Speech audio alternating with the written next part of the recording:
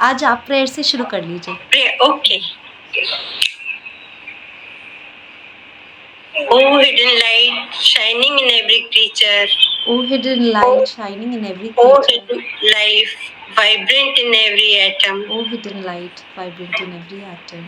Oh hidden love embracing all in oneness. O hidden love embracing all in oneness. May each who feels himself as one with thee May know each- he is also one with every other. May each who feels himself as one with thee know he is also one with every other. Amen. शांत शांत तेरे दिया तो था, मुझे नहीं पता, मैंने तेरे हाथ में दिया था विद मनी। अच्छा, शुरू करते हैं। तो आज हम बुक को कंटिन्यू कर रहे हैं eight the feet of the master. इसमें जो चैप्टर है वो डिज़ायरलेसनेस है और इसमें से हम इसकी 4 क्वालिफिकेशंस इस बुक में आती हैं। ये बुक जो है विवेक चूड़ामणि पे बेस्ड है, जो शंकराचार्य जी ने लिखी थी और उसमें भी 4 क्वालिफिकेशंस आती थी। तो उसमें जो था हमने पढ़ा था विवेक, वैराग्य, षट संपत्ति और मुमुक्षत्व। जब विवेक चूड़ामणि हम अगर पढ़ते हैं शंकराचार्य की तो ये 4 क्वालिफिकेशंस आती हैं। ऐसे ही ये जो किताब है at the feet of the master, इसमें 4 क्वालिफिकेशंस आती हैं, जिसमें सबसे पहली है विवेक, that is discrimination, desirelessness which is वैराग्य, देन षट संपत्ति जिसमें इसमें आती है गुड कॉन्डक्ट के फॉर्म में, इसमें भी वो 6 हैं क्वालिफिकेशंस अचीव करने वाली, और फिर मुमुक्षत्व को यहाँ लव कहा गया है। उसकी रीजंस वगैरह जब हम जैसे जैसे करते जाएंगे, कैसे मॉडर्न इंग्लिश लैंग्वेज में इन शब्दों का इस्तेमाल किया गया वो हम समझते जाएंगे। जब हम डिज़ायरलेसनेस पढ़ रहे थे हमने इसके शुरू के 3 पेजेस पढ़ लिए थे और अब हम हैं पेज नंबर 36 पे, page number 36 of this book eight the feet of the master. तो इसके लास्ट पैराग्राफ से अब मैं शुरू करती हूँ। हमने अभी तक जो पढ़ा था उसको थोड़ा सा बता देती हूँ। हमने ये पढ़ा था कि डिज़ायरलेसनेस की हम जब बात करते हैं तो इसमें हमें अब ये पता लग गया है थ्रू डिस्क्रिमिनेशन कि मोस्ट मेन जो डिज़ायर करते हैं wealth and power, they are not worth having. ये हमें समझ आता है। दस फार ऑल इज़ सिंपल, इतना तो हमें समझ आता है मोटा मोटा। जो भी मटीरियलिस्टिक चीज़ें हैं जो जिनकी एक लाइफ है, क्योंकि हमारी लाइफ लिमिटेड है और इन चीज़ों की भी जो मटीरियलिज्म में है इनकी लाइफ लिमिटेड है। अगर हम इसमें खुशी को ढूंढेंगे, हैप्पीनेस को ढूंढेंगे, तो हमारे को रिटर्न में कंप्लीट हैप्पीनेस या जॉय मिल ही नहीं सकती। वो जो हैप्पीनेस है एक लिमिटेड पीरियड ऑफ टाइम के लिए हमारे पास आती है और उसके बाद जो है वो हमसे या तो छिन जाती है या वो ख़त्म हो जाती है या फेड अवे हो जाती है। वो डिज़ायर्स जो है उसकी लाइकिंग भी फेड अवे हो जाती है। इसके अलावा कई लोग इसलिए कुछ किताबों में और हायर में जब जाते हैं, हायर को ढूंढते हैं, तो वो इसलिए ढूंढते हैं क्योंकि वो क्या चाहते हैं कि हम इस दीन दुनिया से छुटकारा चाहते हैं। अब हम रिबर्थ नहीं करना चाहते, अब ना हमें मोक्ष चाहिए। तो हम जब मोक्ष की बात करते हैं कि मुझे मोक्ष चाहिए है, मुझे यहाँ से जाना है, तो भी वो एक डिज़ायर है। वो डिज़ायर क्या है? फॉर हेवन लाइफ, कि यहाँ खुशी नहीं है, हेवन में खुशी होगी। जब मैं मर के जाऊँगा या मैं दोबारा इस धरती पे वापस नहीं आऊँगा तो मैं खुश होऊंगा। मगर ये भी जो खुशी है ये बाइंडिंग है, और जो स्टूडेंट ये समझ जाता है कि एक बाइंडिंग डिज़ायर है which will bring you back to rebirth, तो जब हम रीबर्थ की बात करते हैं तो हैप्पीनेस जो है उसकी एक लिमिटेशन आ जाती है। इसके बाद हम आगे गए थे और हमने डिज़ायरलेसनेस में छोटे छोटे शब्दों में ये भी समझा था कि कैसे जब हम किसी के लिए कोई काम करते हैं तो भी हमारे को डिज़ायर आती है, वो फील गुड फैक्टर, कि सामने वाले को अच्छा लगा, उसको कोई हेल्प मिली, तो उससे हमें हटना है। फिर साइकिक पावर्स के बारे में हमने थोड़ा सा पढ़ा।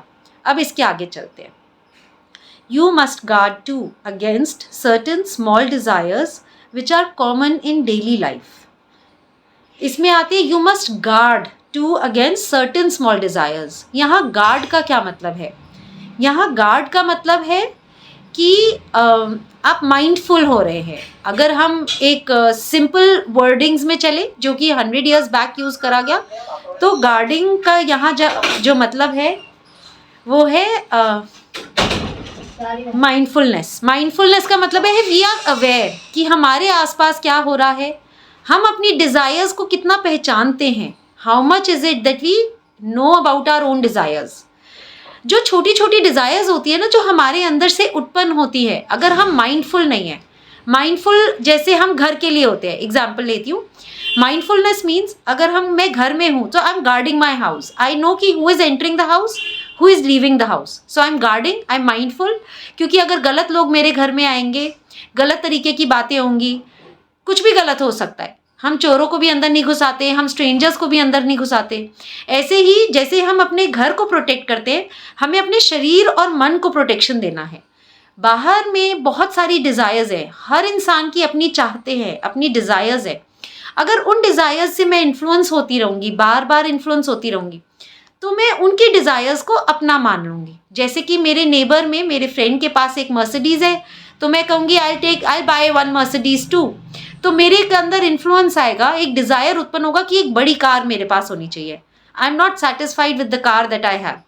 तो हमारे को माइंडफुल होना है of the small desires that are common in daily life for other people, और हमारे लिए वो कितना मैटर करती हैं।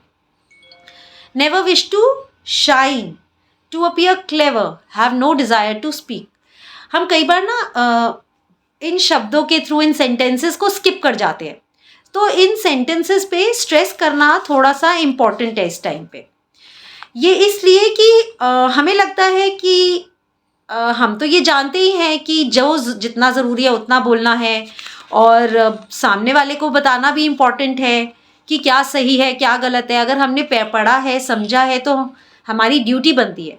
पर क्या हमारी ड्यूटी बनती है इन अ सर्टेन प्लेस जहाँ हम खड़े हैं? Is it our duty that person is under us or living with us? हमारी उसके साथ जो बाइंडिंग है वो कितनी स्ट्रॉन्ग है? क्या वो हमारे को प्रारब्ध से मिली गई ड्यूटी है जिसकी वजह से मुझे बोलना पड़ रहा है? ये हमें सोचना पड़ेगा। हमारे साथ क्या होता है, जैसे मैंने कोई काम किया तो मैं बोलूँगी ओ मैं थी ना उस दिन, तभी ये काम हुआ, अगर मैं नहीं होती तो ये काम ही ना होता, ये उस दिन तो बारिश हो गई, ऐसे हो गया वैसे हो गया, सिर्फ मैं ही खड़ी थी ये काम देखने के लिए। We want to shine, you know, to appear bright in front of public. वो जो आइनस है वो लोअर मेंटल बॉडी की एक फॉर्म है, it's a form of false pride.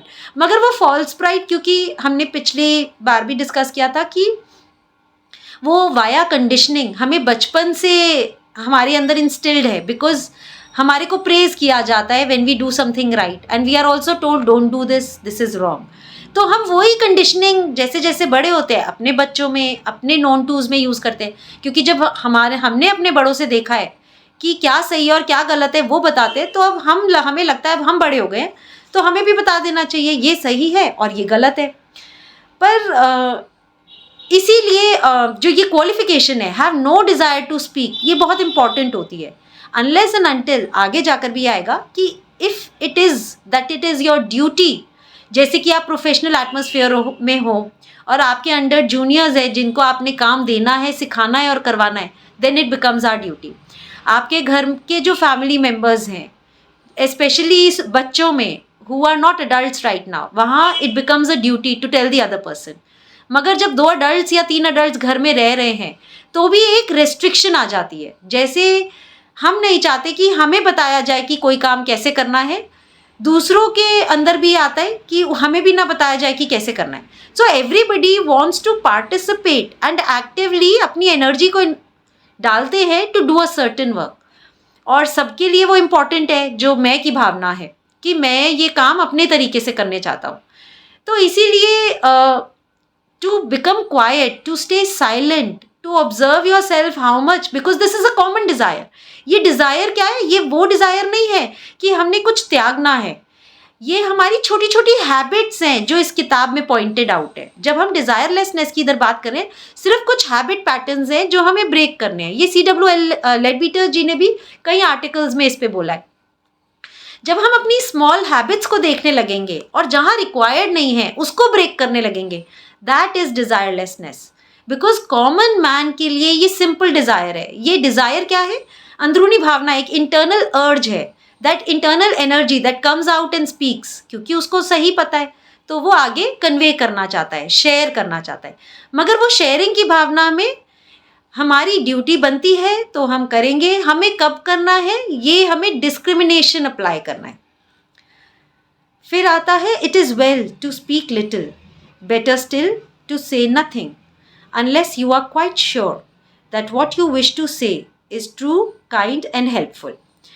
तो यहाँ मास्टर बताते हैं कि it is well to speak little, जितना रिक्वायर्ड है हमें शब्दों को भी मेजर करके बोलना है। ऐसा क्यों बोला गया है? जो हमारे शब्द होते हैं दे आर एनर्जी। अगर मेरे थॉट्स में, इमेजिन ये माइंड इज़ अ रूम, जो कि मैं बार बार बोलती हूँ, इसके अंदर बहुत सारी छोटी छोटी चीज़ें पड़ी हुई हैं एक ही रूम में। This is my home, my mind is my home. जितनी थॉट फॉर्म्स पड़े हैं, जितनी भी मेरी बाइंडिंग डिज़ायर्स छोटी छोटी पड़ी है, वो उत्पन्न होंगी और वो एक्शन में निकलेंगी ही निकलेंगी। पहले वो थॉट में आएंगी, फिर वो एक्शन में आएंगी। अब इमेजिन करिए कि अगर ये जो माइंड के अंदर डिज़ायर्स है ये मेरी सारी मनी होती और मुझे डेली लाइफ में सब्जी वाला, फल वाला, किचन के वर्क, ऑफिस का लाइफस्टाइल, हम सब जो हाउस होल्ड एटमोसफेयर में जी रहे हैं, तो हम अपनी हाउस होल्ड ड्यूटीज़ में काफ़ी सारा इंटरेक्शन कर रहे हैं। अगर ये मनी के फॉर्म में देना होता तो क्या आप अपनी एनर्जी को, मनी को किसी को भी फ्री में राय दे देते, ओपिनियन दे देते? नहीं, आप उसको रोक के रखते। अनलेस एंड अनटिल आस्क्ड हम अपनी मनी को रोक के रखेंगे कि नहीं, मेरे माइंड में ये जो मनी पड़ी है ये इम्पॉर्टेंट है टू मी, अगर मैं इसको निकाल दूंगा तो ये ख़त्म हो जाएगी, क्योंकि it's money, money is energy for us. तो इसलिए it is well to speak little. Little यहाँ पर इसलिए है कि शब्दों को भी मेजर करके, अगर शब्द मनी होते तो आप कितना मनी, वैल्यू फॉर मनी देखते हो ना, आप वर्थ देखते हो किसी आइटम को खरीदने के लिए, तो आपको वैल्यू फॉर योर वर्ड्स देखना है। Your words have power. जो थॉट्स या वर्ड्स के थ्रू आप भेज रहे हो उसी का कॉन्सिक्वेंसेस भी आ रहे हैं और मल्टीप्लाई भी हो रहे हैं और उसके आफ्टर इफेक्ट्स भी हैं। कई बार तो ऐसे होता है, अगर मैं ग्रुप में बैठी हूँ, मैं पार्टीज़ में गई हुई हूँ, 4 लोग बात कर रहे हैं, तो अंदर से एक डिज़ायर आता है, कोई टॉपिक पे बात उठती है तो हम सबके अंदर से आता है कि मैं भी बोलूँ, I have something that I wish to speak. मगर जब हम बोल रहे होते तो हम एक ग्रुप में एक कलेक्टिव कर्मा इंट्रोड्यूस कर रहे होते हैं। So it's like a force that you are adding. So it's like money from the mind, you are adding like a force into that group karma. So now you participate in that group karma. अब जब आप group कर्म में participate करोगे, you are already indebted, आप एक डेप्ट में आ चुके हो। तो हम पहले ही बात करते हैं कि जो लोग इस पाथ पे ऑकल्टिज्म पे चलना चाहते हैं, एक तो कॉमन मैन है जो हैप्पी रहना चाहता है, ये किताब उनके लिए भी है, लेकिन अब जो साधक है जो इस पाथ पे चलना चाहता है, उनके लिए ये ज़्यादा इंपॉर्टेंट हो जाता है, क्योंकि हम अपने कार्मिक बॉन्ड्स, बाइंडिंग्स खुद बना रहे हैं। तो जब हम ये कार्मिक बाइंडिंग कर रहे हैं, बॉन्ड्स बना रहे हैं अपने शब्दों के through, in a common group conversation हम अपनी फोर्स डाल रहे हैं, it's like money adding to the group, तो हमें उसका पार्टिसिपेंट बनना पड़ेगा। तो इसको भी तो हमें क्लियर करना पड़ेगा जैसे जैसे हम मूव होंगे। तो हम इतनी जल्दी अपने जनरल फंड कर्मा इसको बोलते हैं, इसको हम रिलीज नहीं कर सकते फिर। तो ये कर्म हमें होल्ड करके रखता है from moving on to the path. तो हम साधक बनने के लिए फिर अभी रेडी नहीं है। साधक बनने के लिए तो हमारे को बताया जाता है कि अपने कर्म को, जो अपना आप पीछे संचित कर्म ला रहे हो और प्रारब्ध कर्म है, उसको जितना खर्च कर दोगे तब आपका बैगेज जो है वो कम हो जाएगा। So you are ready for the higher work. तो अगर हमें हायर वर्क के लिए रेडी होना है तो शब्द हमारे मनी है। तो थिंकिंग में कितने शब्द रखने हैं, मनी रखना है, और कितना फैलाना है ये हमारे हाथ में है। So speak little unless you are quite sure that what you wish to say is true, kind, helpful. यहाँ पे ट्रू, काइंड, हेल्पफुल जब आप शब्दों का इस्तेमाल करें तो ट्रूथफुलनेस मतलब एक्यूरेसी होनी चाहिए शब्दों में। एक्यूरेसी हमने डिस्कस कर ली थी, बता दिया था कि अगर 10 लोग हैं तो 10 ही बोलना है, 5 नहीं बोलना, 15 नहीं बोलना, ऐसे नहीं करना है। तो we have to be very sure. तो अगर हमें नहीं पता है, दैट इज़ ऑल्सो एक्यूरेसी। कोई मुझसे रास्ता पूछे, मुझे वहाँ का रास्ता नहीं आता, तो you are more accurate when you say कि मुझे रास्ता नहीं आता, रादर देन सेइंग कि इधर जाओगे उधर जाओगे तो शायद पहुँच जाओगे। तो हम एक्यूरेसी से हट रहे हैं, हम ट्रूथफुलनेस से हट रहे हैं। तो शब्दों को कैसे इस्तेमाल करना है, truthfully with accuracy and precision का ध्यान रखना है। Next is kind. काइंड का क्या मतलब है, डेरोगेटरी वर्ड्स नहीं होने चाहिए to demean anybody, they should not be harmful और इंजरिंग द अदर पर्सन। कोई भी शब्द जो हार्मफुल है, अगर वो ट्रूथ भी है तो भी क्या वो ज़रूरी है? अगर मैंने लेट्स सपोज कोई गलत काम कर रहा है मेरे सामने, मुझे दिख रहा है, मगर मेरे इंट्रोड्यूस करने से काइंडली मैनर में, ट्रूथफुली उसको मैं प्यार से समझा दूँ, अगर वो उसके लिए हेल्पफुल ही ना हो, वो फिर भी मुझे पता है by nature this person is not going to listen, उसने करने तो अपनी मन की है, तो फिर it is not of much help. You're not giving much help to the other person, especially at that stage जब ऑलरेडी वो सेंसिटिव है एंड उसकी जो इमोशंस हैं वो स्ट्रांग हैं. तो हम अपने आप को होल्ड बैक करके उस इंसान को, जैसे उसने कोई गलती कर भी दी, तो जब उसके इमोशंस शांत हो जाए, maybe I am more helpful when I tell the other person kindly, truthfully कि आप इसको चेंज कर दो. But at a time when this person is ready to receive that help, to take that help, तो helpful भी उस situation में हम कितने हैं ये हमें मेजर करना पड़ेगा. Before speaking think carefully whether what you are going to say has those 3 qualities. If it has not, do not say it. तो यहाँ पे क्या है कि पहले सोचना है और सोच के केयरफुली फिर हमें क्या बोलना है कि नहीं बोलना है, इसके बेसिस पे, यही 3 क्वालिटीज़ के बेसिस पे, ट्रू, काइंड, हेल्पफुल पे हमें रिफ्लेक्ट करना है. और उसके बाद अब हमें डिसाइड करना है कि मुझे बोलना है कि नहीं बोलना है. तो इसके लिए हम एक एक्सरसाइज कर सकते हैं अपने लिए कि हर रोज़ सुबह उठ के हम अपने आप को कहीं पर wherever are I contacts the wall, वहाँ पे आप ट्रू काइंड हेल्पफुल चिपका दो और अपने आप को बोलो कि डेली जो है फॉर द नेक्स्ट 2 months मैं सिर्फ ट्रू काइंड हेल्पफुल होने की कोशिश करूँगी in every conversation. So a conversation begins in the morning, ends till the evening. Now before we speak, we have to hold back, move back from our place of speaking and then think.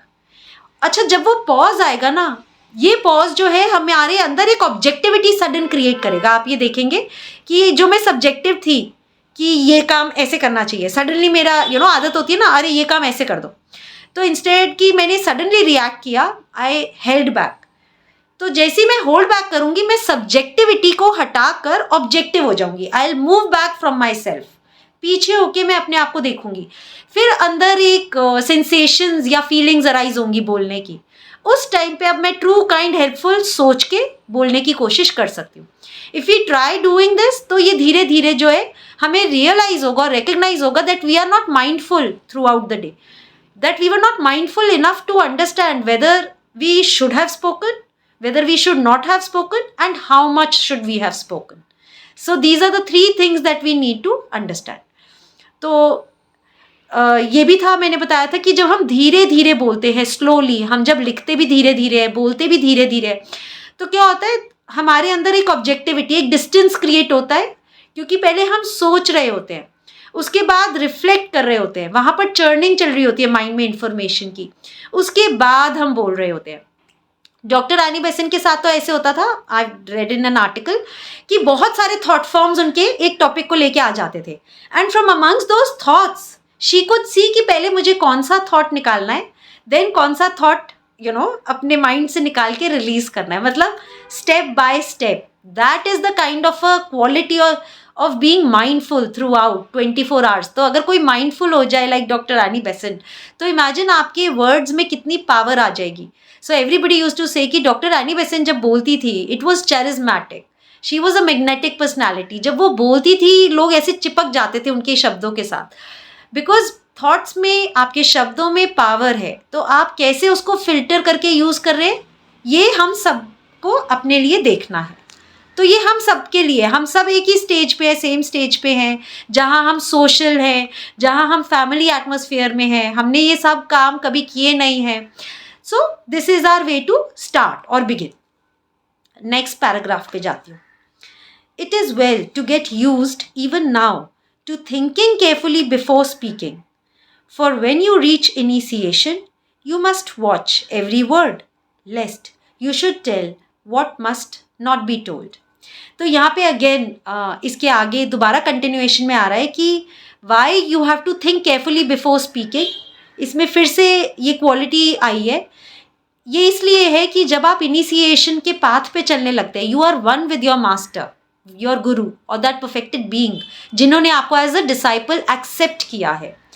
उस time पे आपके पास जो secrecy है, एक bonding की वजह से secrecy है, तो आपको वो मेंटेन करनी पड़ती है। और उस टाइम पे there are certain things which have to be told, which not have to be told, because you can not meddle your own karmic forces into other people's lives. Every person has a right to live their way. और ये एक disciple तो सीख ही जाता है जब वो initiation के पाथ पे आता है कि karmically he should not interfere, because उसके कार्मिक कॉन्सिक्वेंसेज आते हैं। तो मास्टर्स ऐसे स्टूडेंट्स को लेते ही नहीं जिनको पता है कि वो चुलबुले बच्चे हैं अभी और अपनी फोर्सेस इंट्रोड्यूस करेंगे और बोलते रहेंगे और कार्मिक बॉन्डिंग्स बना रहे होंगे, हम सब एक चेन बना रहे होंगे। So we have to be very careful there. फिर आता है much common talk is unnecessary and foolish. When it is gossip, it is wicked. तो यहाँ पे अब हमें क्या देखना है? Common talk which is unnecessary and foolish. अब हमें डिफरेंस पता होना चाहिए between common talk and between gossip. What is common talk and what is gossip? If I am sitting in a group, तो किसी ने बोला अच्छा आप टीचर हैं, मैंने बोला हाँ मैं टीचर हूँ। अच्छा आप कौन सी क्लास में पढ़ाते हैं? मैंने बोला मैं क्लास 6 को पढ़ाती हूँ इंग्लिश। ओह, जिस क्लास में आप पढ़ाते थे और जिस स्कूल के आप हैं, मैं उस स्कूल में पहले टीचर रह चुकी हूँ। तो मैं बोलती हूँ अरे वाह, आप कौन सी क्लास में टीचर रह चुके हो? अरे मैंने 10 ईयर्स बैक पढ़ाया था, मैंने इस ईयर में ज्वाइन किया था और मैं क्लास 9 और 10 के स्टूडेंट्स को पढ़ाती थी और बच्चे ये करते थे और बच्चे वो करते थे और ये फैकल्टी थी। मैंने बोलती हूँ अच्छा वेरी गुड, और क्या होता था आपके टाइम में? हमारे टाइम में तो ऐसे ऐसे होता है। So now what am I doing?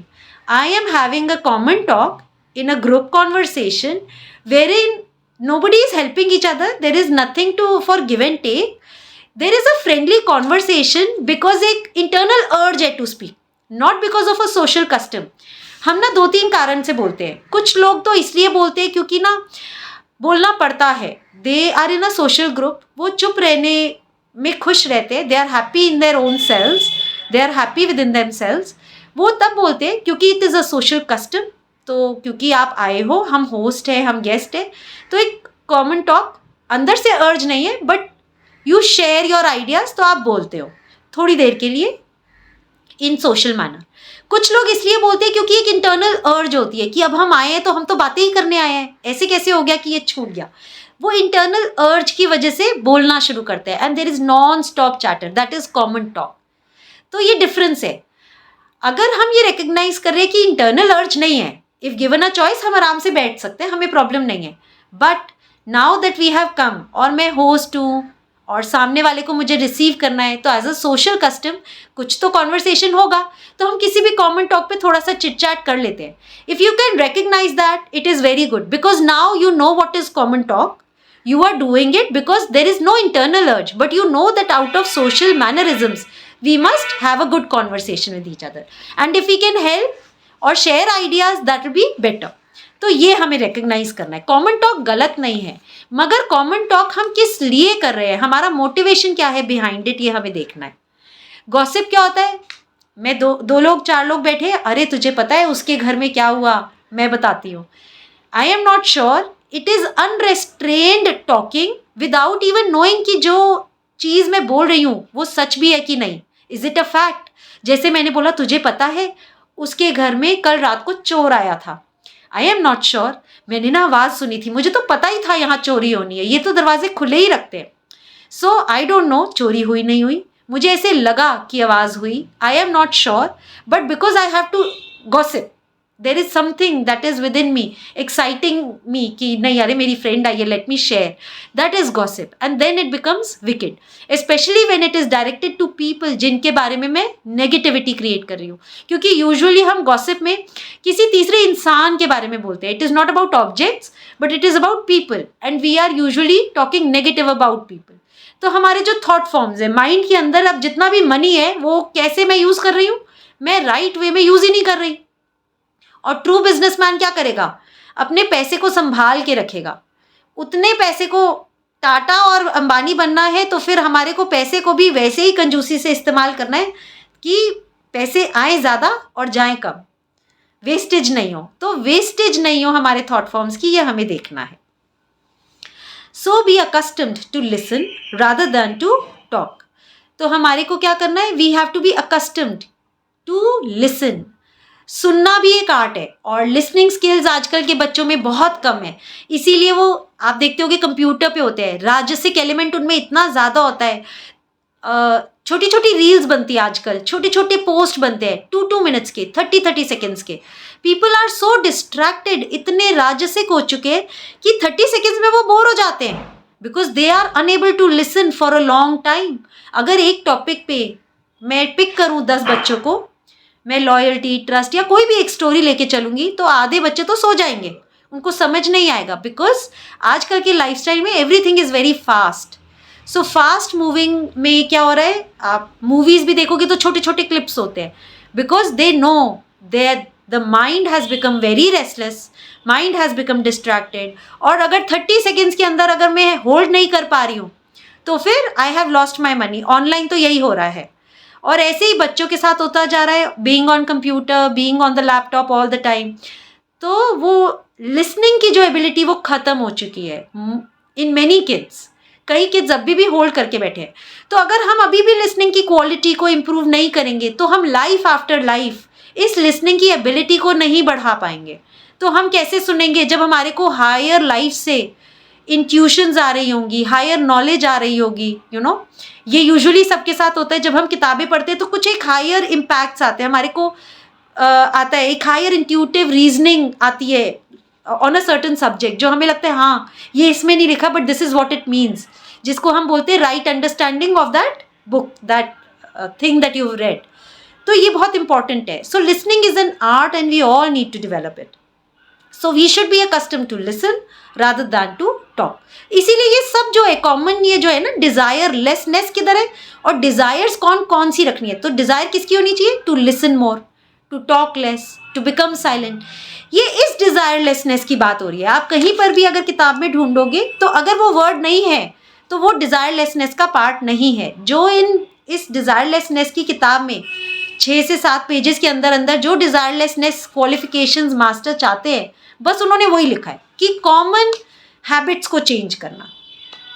Then आगे पढ़ती हूँ।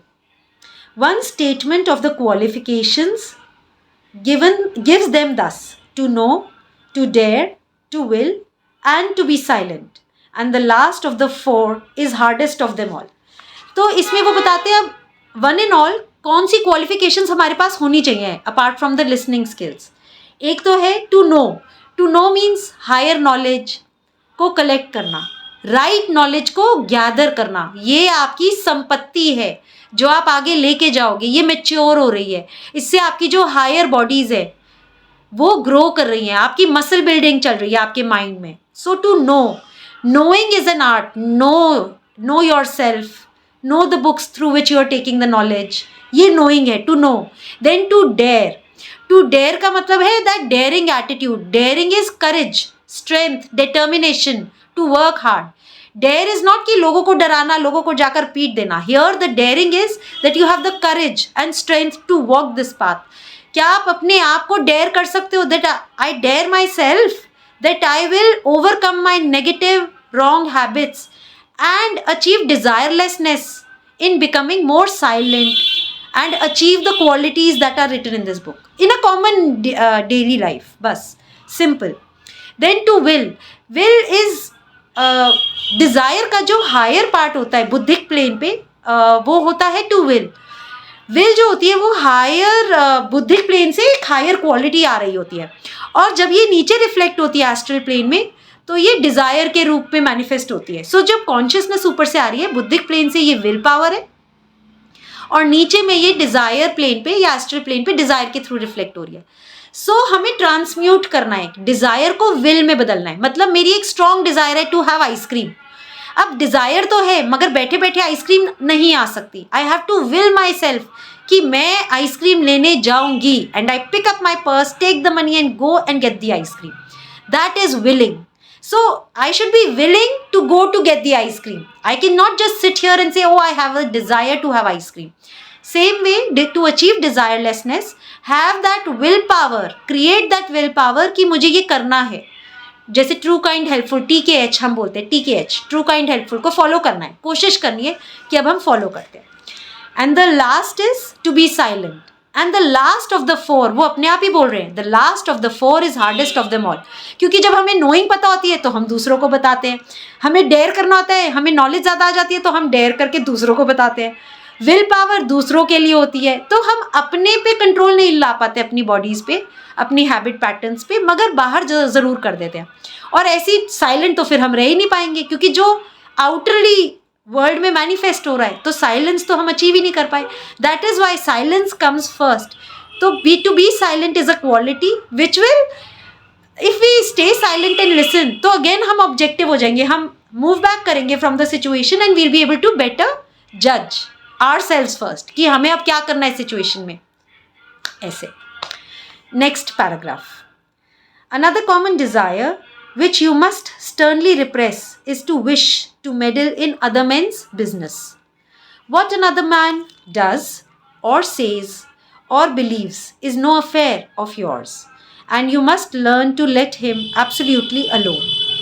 He has full right to free thought and speech and action, so long as he does not interfere with anyone else. You yourself claim the freedom to do what you think proper. You must allow the same freedom to him, and when he exercises it, you have no right to talk about him. तो इसमें यहाँ पे बिल्कुल clear sentences में ये paragraph complete हो रहा है थ्रू एंड थ्रू। यहाँ पे जो मैसेज आ रहा है दिस इज कि यू मस्ट, मस्ट मतलब करना है, there is no second choice, there is no alternative. You must sternly repress to wish to meddle in other men's business. Usually we are opinionated people, हमारा हर चीज़ के लिए opinion होता है। जब हम छोटे होते हैं और हमें काफ़ी सारी चीज़ें नहीं पता होती, तो हमारे जो घर में बड़े होते हैं हमारे अंदर इंट्रोड्यूस करते हैं ये क्वालिटी कि आपको मालूम होना चाहिए। अरे आप न्यूज़पेपर नहीं पढ़ते, आपको पता होना चाहिए मीडिया में क्या चल रहा है, लाइफ में क्या चल रहा है।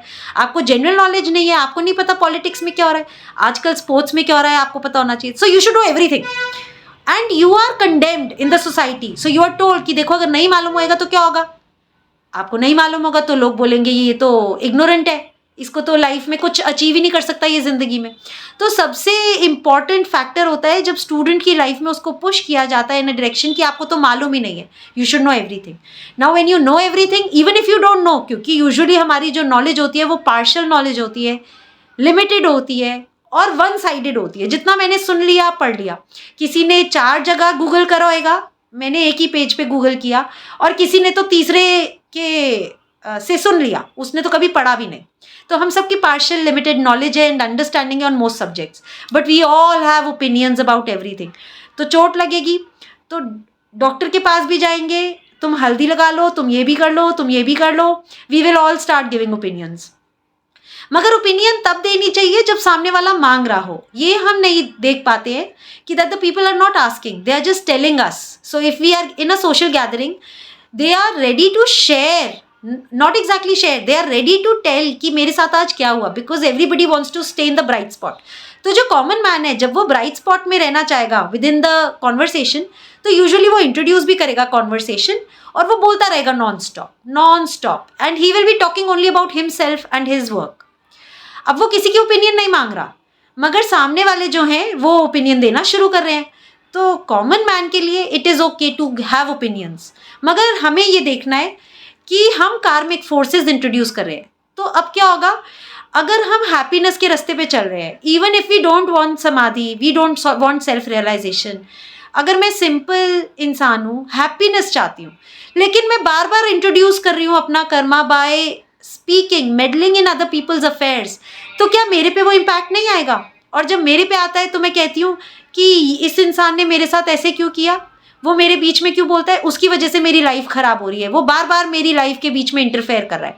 So when we feel interference, it is because we have created those conditions that there is interference in our life.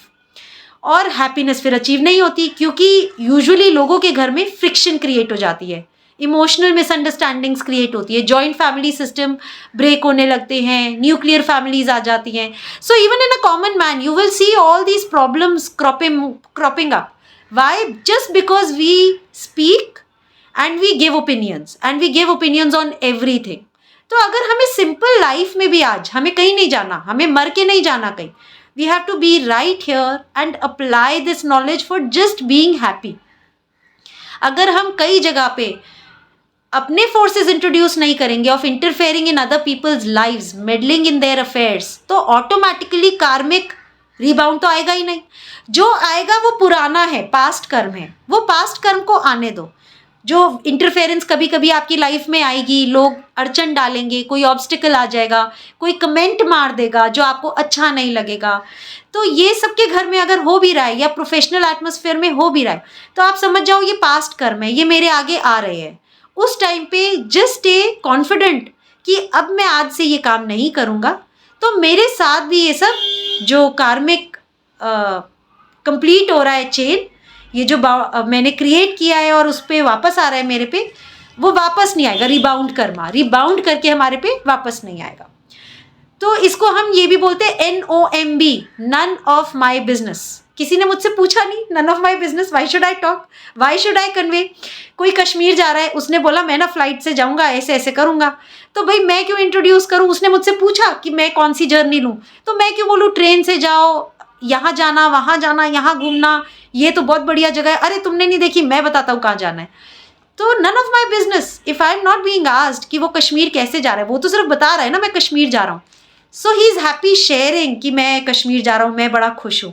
He is talking about himself. So it is none of my business कि मेरे को meddle करना है in his affairs unless and until asked.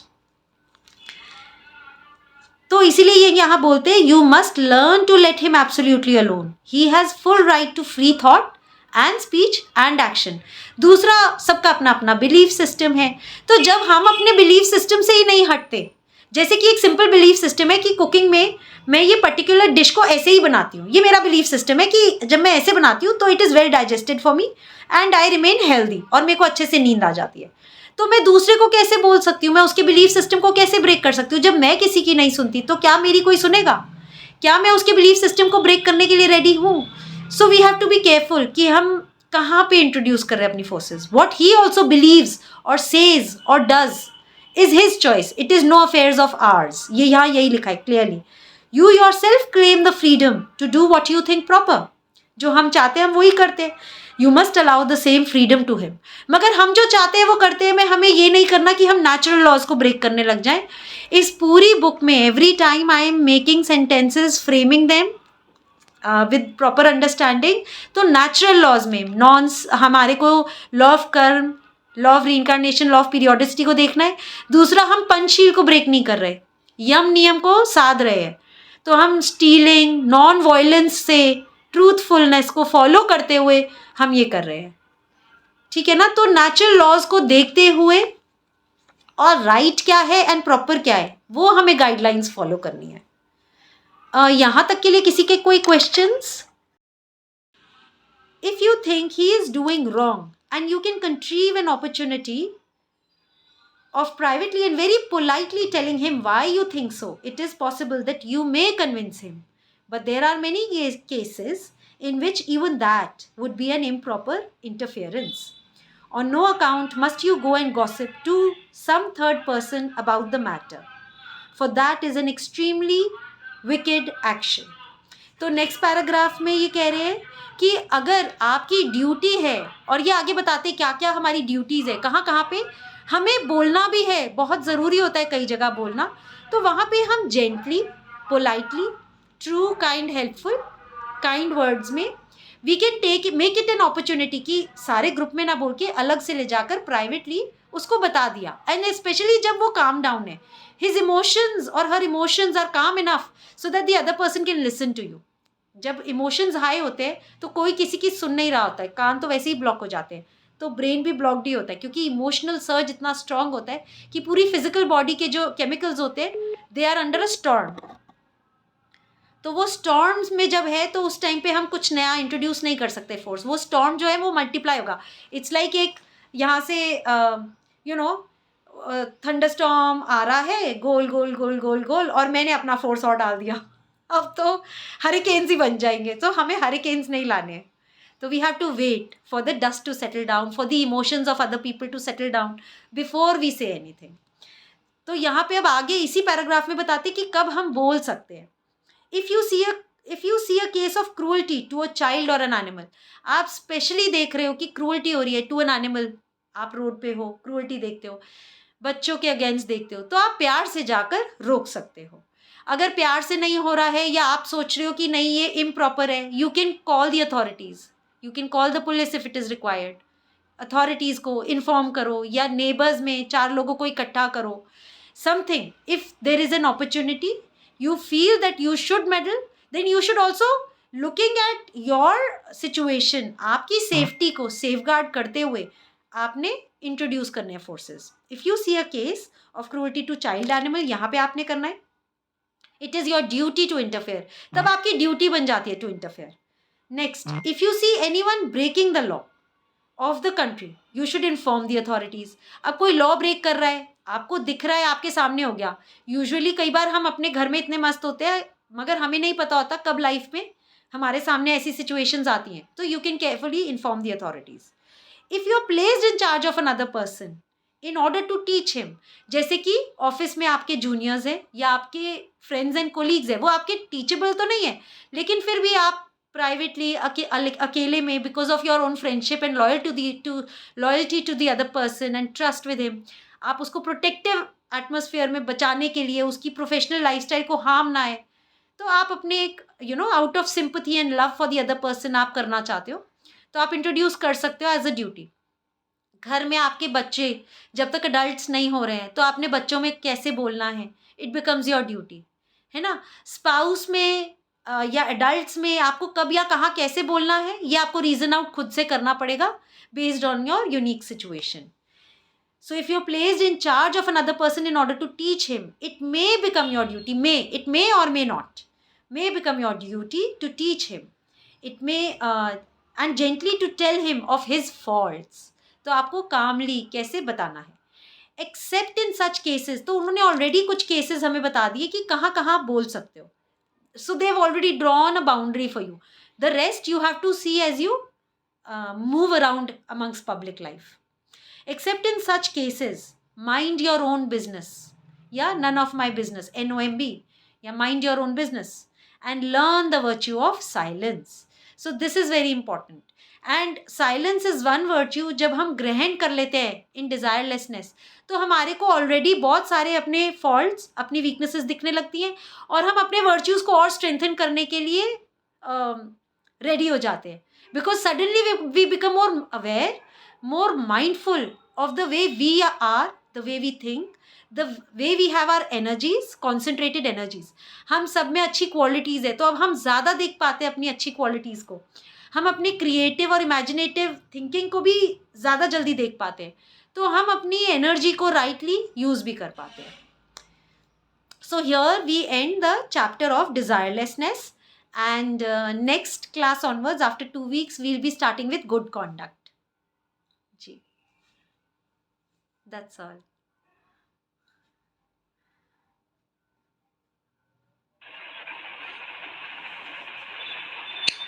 Very nice Mansi. I think Khushboo कुछ बोले तो ज्यादा पता लगेगा। जी, और सच में बहुत अच्छा से आपने एक्सप्लेन किया, और मुझे लगता है कि यदि ये eight the feet of master को जो जितने लिखा हुआ है, जो जो शब्द लिखे हुए हैं, यदि हम अपने जीवन में उतारना शुरू कर दें, तो ज्यादा कुछ करने के फिर कहीं जाने की जरूरत ही नहीं है, हम अपने आप ही प्योरीफाई हो जाएंगे।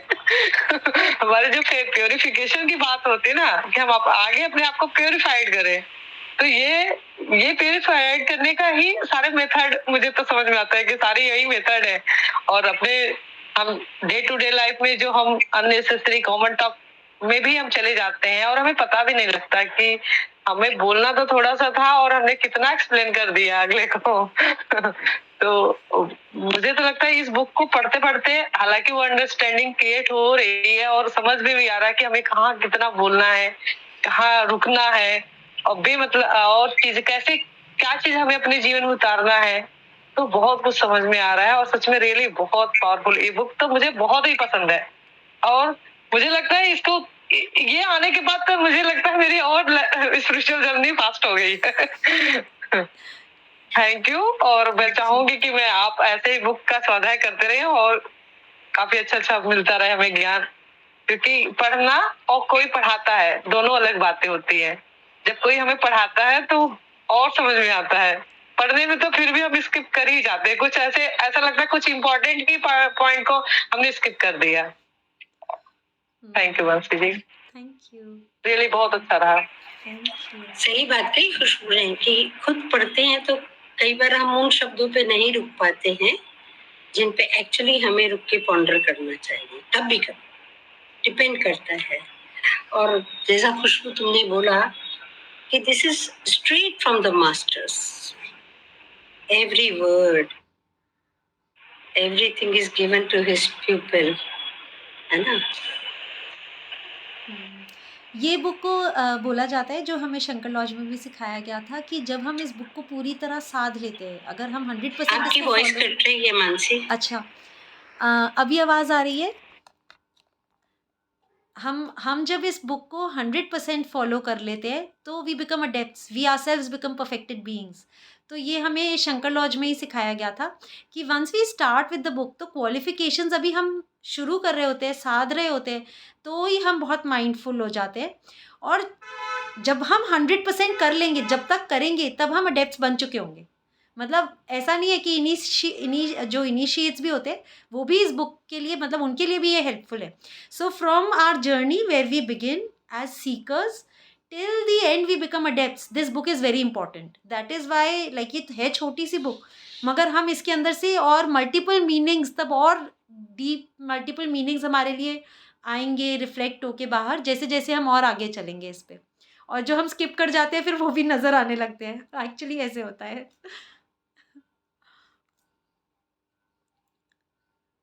वो कहते हैं ना, ये हर स्टेज के लिए है हाँ, और हर इंसान अपने लेवल की समझ से चीजों को समझ पाता है। और कभी ऐसा भी होता है कि हम करते करते करते करते कहीं रह जाते हैं, कभी गैप आ जाता है, या दूसरी चीजों में, सांसारिक चीजों में हम इतना उलझ जाते हैं कि जानते बूझते भी नहीं कर पाते। तो वो बोलते हैं ना, वो दुधारी तलवार है जिस पे चलना है। हाँ जी। है ना।